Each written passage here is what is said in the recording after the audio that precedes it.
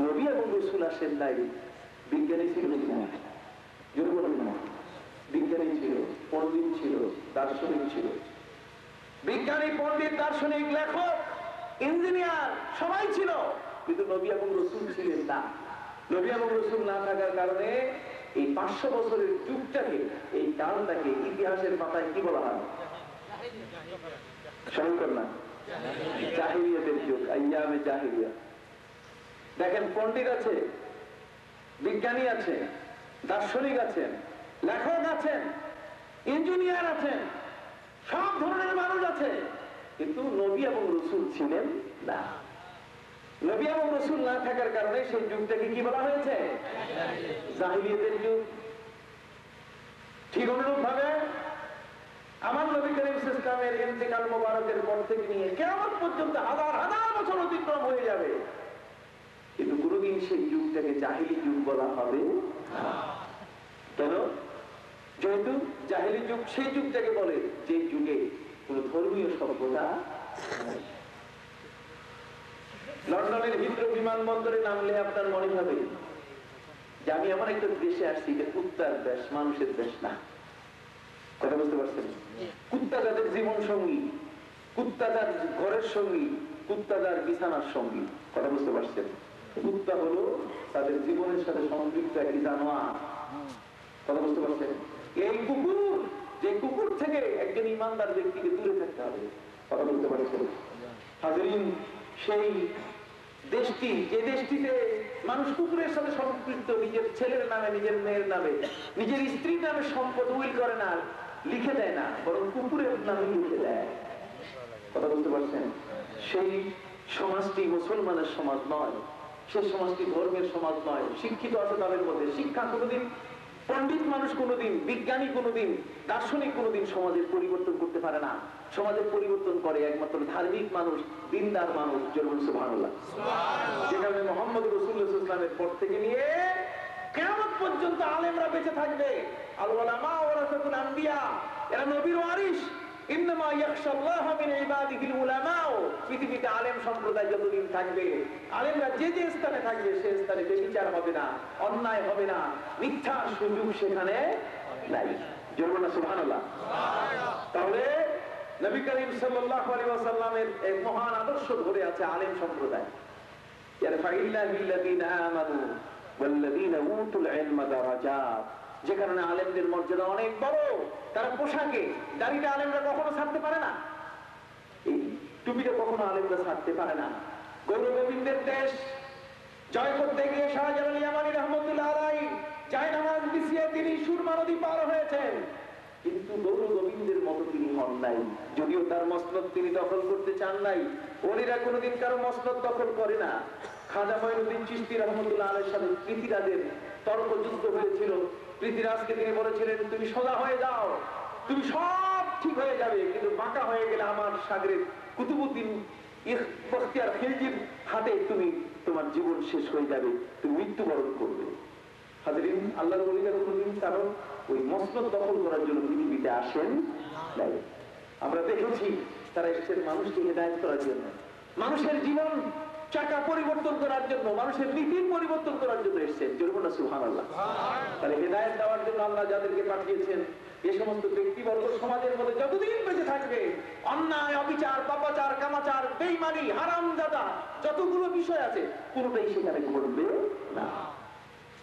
যদি আল্লাহর কোরআন এই জমিনে না থাকতো, রাসূলের হাদিস যদি না থাকতো, আলেম ওলামা যদি দেশের মধ্যে না থাকে, তাহলে সেই দেশ হয়ে যায় শয়তানি দেশ। কি বলেন ঠিক না? সে দেশে ব্যভিচার হবে, অন্যায় হবে, অবিচার হবে। শরীফমণ্ডলী, আজকে এই যে সুন্দর একটি মাহফিলের তিনি আয়োজন করেছেন, সেই মাহফিলটি যেমন আমাদের হেদায়েতের পথ দেখিয়ে দিল। মাদ্রাসা, মক্তব এগুলো প্রতিষ্ঠিত করা হয়েছে মানুষের হেদায়েতের জন্য। যেমন আছে ভালোলা। অথচ আমরা নিজেরা দ্বন্দ্ব করি, সাধারণ মানুষ থেকে বহু দূরে পড়ে আছি। কথা খেয়াল করেছেন? আমি আপনাদের কাছে বলতে ছোট কথায় আলোচনা করতে চাই। আলোচনা আমার শেষই, আমি আপনাদেরকে কষ্ট দিতে চাই না। আমি বলতে চাই, মানবতা এবং মনুষ্যত্ব তৈরির ক্ষেত্রে মুহাম্মদ রাসূলুল্লাহ সাল্লাল্লাহু আলাইহি ওয়াসাল্লামের আদর্শের বিকল্প নাই। সব আদর্শ তার। এখানে তার আদর্শের সাথে অন্যের আদর্শ মিশালে আর আদর্শ থাকবে না। আব্রাহাম লিঙ্কনের আদর্শ মোহাম্মদ রাসূলের আদর্শ এক নয়, মহাত্মা গান্ধীর আদর্শ আমার রাসূলের আদর্শ এক নয়, লেনিনের আদর্শ মোহাম্মদ রাসূলের আদর্শ এক নয়, বরং মোহাম্মদ রাসূলুল্লাহ হলেন বিশ্বজগতের বিশ্বের সকল মানুষের সেরা মুহাম্মদুর রাসূলুল্লাহ সাল্লাল্লাহু আলাইহি ওয়াসাল্লাম। কথা বুঝতে পারছেন? যার জীবনে কোনো ত্রুটি নাই, যার জীবনে কোনো মিথ্যা নাই, যার জীবনে কোনো অন্যায় নাই। আর যাদের নাম বললাম তাদের জীবনে কি আছে? ত্রুটি আছে, মিথ্যা আছে, অবিচার আছে। অতএব যাদের জীবনে অতগুলো জিনিস আছে তারা কোনোদিন স্মরণীয় ব্যক্তি হতে পারে না। স্মরণীয় ব্যক্তি একমাত্র মুহাম্মদুর রাসূলুল্লাহ সাল্লাল্লাহু আলাইহি ওয়াসাল্লাম। কাজেই আল্লাহ পাক রব্বুল আলামিন তার পথে আমাদের সকলকে প্রতিষ্ঠিত করে দিন, জোরে বলুন আমিন। একটি প্রশ্ন আমার কাছে এসেছে, জানাজার নামাজের পর দোয়া করা যায় কিনা? অনুগ্রহ করে জানাবেন। জানাজার নামাজ, জানাজার নামাজ এটা তো নামাজ, কি বলেন? জানাজা কি? নামাজ। জানাজাতে দেই আমরা, এটা কি? এটাকে অনেকেই বলে থাকেন যে এটা দোয়া। কাজে জানাজা হয়ে গেলে পরে আর কোনো দোয়ার প্রয়োজন নাই, জানাজাই তো দোয়া। আচ্ছা, আপনারা এখন কোন দিকে ফিরে পড়ছেন বলেন তো? আর আমি পড়ছি কোন দিকে? পশ্চিম দিকে। এই পূর্ব এবং পশ্চিম এটা আমরা মুখোমুখি হয়ে পড়ছি। আমরা কিছু সংখ্যক লোকের কি মুখোমুখি, বুঝেন তো? সামনা সামনে, এই উর্দুতে বলে আমনা সামনা, মানে সামনে সামনে, একে অপরের মুখোমুখি আমরা হয়ে পড়ছি। মুকাবেল আরবিতে বলে, কথা বলে গেছে। একে অপরের মুখোমুখি আমরা হয়ে পড়ছি। এখন যদি আমরা দোয়া করি আল্লাহুম্মা আমিন, তাহলে আপনারা সবাই মিলে হাত তুলবেন, দোয়া যায় হবে কিনা? যদি এই জায়গায় একটা লাশ মাঝখানে রাখা হয়, আল্লাহ না করুন কেউ মারা যায় না, যদি একদম কেউ মারা যায়, একটা লাশ যদি এখানে রাখা হয়, আর আমি পশ্চিম দিকে মুখ ফিরে জানাজা করতেছি, আর আপনারা সবাই পূর্ব দিকে মুখ করে এর কাতার বন্দি করে আছেন, নামাজ হবে? কথা বলেন, জানাজা নামাজ হবে? দোয়া আপনারা যেভাবে করছেন, দোয়ার জন্য কি কোনো কাতার লাগে? দোয়ার জন্য কি কোনো কাতার বন্দি হইতে হয়? দোয়ার জন্য কাতার বন্দি হওয়া লাগে না। দোয়া হচ্ছে একসাথে বসে আল্লাহর কাছে প্রার্থনা করব, একজন প্রার্থনা করবে আরেকজন আমিন বলবে। আল্লাহ সুবহানাহু ওয়া তাআলা কোরআন শরীফে বলছেন, ফাকাদ উজিবাত দাওয়াতুকুমা ওয়া উজিবাত দাওয়াতুকুমা। অর্থাৎ মুসা আলাইহিস সালাম যখন বলছিলেন, দোয়া করছিলেন, তখন হযরত হারুন আলাইহিস সালাম আমিন বলছিলেন।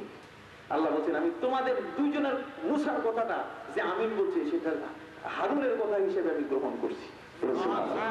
কাজে একজন বলবে, আরেক দল আমিন বলবে। যারা আমিন বলে তারা যদি মনে করে যে আমি তো কইলাম না, সবই ব্যবসা কইয়ে দিল, তাহলে না। এই যে অনেকেই পিছনে ফুসফুস ফুসফুস করে, কি করে কিনা, তোমার পিছনে অনেকে কি করে ফুসফুস, এটা ঠিক নয়। কিন্তু কোরআন শরীফে আল্লাহ বলছেন যে আমি তো তোমাদের দুইজনের দোয়া কবুল করে নিচ্ছি। যে আমিন বলছে তারটাও, আর যে দোয়া করছে তারটাও। জোরে বলুন না সুবহানাল্লাহ। এখানে ইমাম যখন দোয়া করবে ডেকে ডেকে, তখন ইমামের দোয়ায় কি বলবেন? আমিন। কারা আপনি আমিনও কইতেছেন না, নিজেরটা শুধু কই দিয়েছেন, তাহলে তো দুইজন ইমাম হয়ে গেছে। কথা বুঝতে পারছেন? আদর এটা বড় জিনিস। আমি বলতেছি, জানাজার নামাজের জন্য কাতার বন্দি দরকার আছে কিনা? পূর্ব দিকে মুখ করে জানাজা করা যাবে? কিন্তু পূর্ব দিকে মুখ করে দোয়া করা যায়। জানাজার দোয়া নয়, জানাজার সালাত। হাদিসের সকল কিতাবের মধ্যে বলা হয়েছে সালাতুল জানাইজ। সালাতুল জানাইজ এটা জানাজার নামাজ, এটা সালাত। সালাতের জন্য যতগুলো শর্ত, এটার জন্য ততগুলো শর্ত। কথা বুঝতে পারছেন? নামাজের জন্য যতগুলো শর্ত, নামাজের জন্য শর্ত কিবলামুখী হওয়া, নামাজের জন্য শর্ত হচ্ছে উযু করা। কথা বুঝতে পারছেন? এর জন্য শর্ত উযু করা। উযু ছাড়া জানাজার নামাজ হবে না, কিবলামুখী হওয়া ছাড়া জানাজার নামাজ হবে না।